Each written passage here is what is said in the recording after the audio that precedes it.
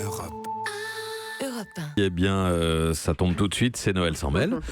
Axel de Tarlet, j'ai l'honneur de vous annoncer l'arrivée de Mathieu Noël. Mathieu, une centaine de cadres et de militants. Bonjour Mathieu, merci d'être là. Une centaine de cadres et de militants de La République En Marche s'apprêteraient à démissionner collectivement en dénonçant un manque de démocratie interne. C'est un vrai désaveu, alors vous nous faites une analyse politique, un vrai désaveu pour le mouvement d'Emmanuel Macron. Désaveu, non, Patrick. Ah, ça, c'est les médias qui amplifient toujours tout. Non, chez nous, à La République En Marche, vous savez qu'on a un peu notre langue à nous.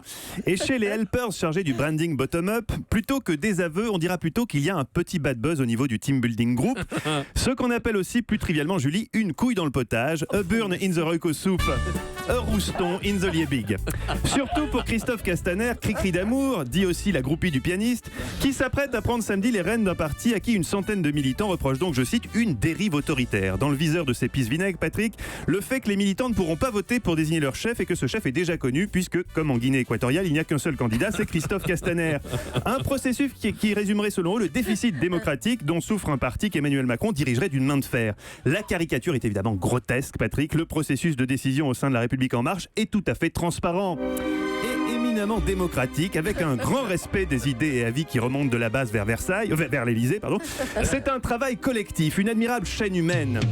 Au niveau local, les militants se concertent, émettent des propositions, les consignent dans une note de synthèse qui est transmise au siège du parti, où elle est enrichie par d'autres propositions des militants avant d'arriver à l'Élysée, où Emmanuel Macron prend la note de synthèse, la malaxe pour en faire une grosse boule aérodynamique, puis lance la note de synthèse devenue boule de synthèse à ce brave Nemo, qui clôt ainsi le processus démocratique en foutant la boule à la poubelle avec les propositions de loi des constructifs.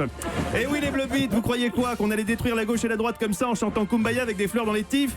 Dans nos réus Brainstorm Consulting, on appelle ça la règle du shut the fuck up les pecnos, qu'on peut traduire par nonobstant tout le respect qu'on doit aux militants, vu que Manu est un génie et que vous avez 35 de QI à vous tous et qu'à chaque fois que vous prenez une initiative, on a une polémique, CF l'abruti qui avait dit que les chômeurs partaient aux Bahamas, et ben c'est Manu qui décide tout et c'est mieux. Ceux qui sont pas contents, au niouf, on reste ouvert et tolérant à la critique, mais il y a des limites. La militante du Finistère, la Tiffaine Beaulieu, qui a lancé la fronde, allez hop la Bretonne. Au niouf aussi. Pas de pitié pour les traîtres. Si vous vouliez de l'eau tiède et de la cogestion molle à la Béarnaise, fallait voter Bayrou.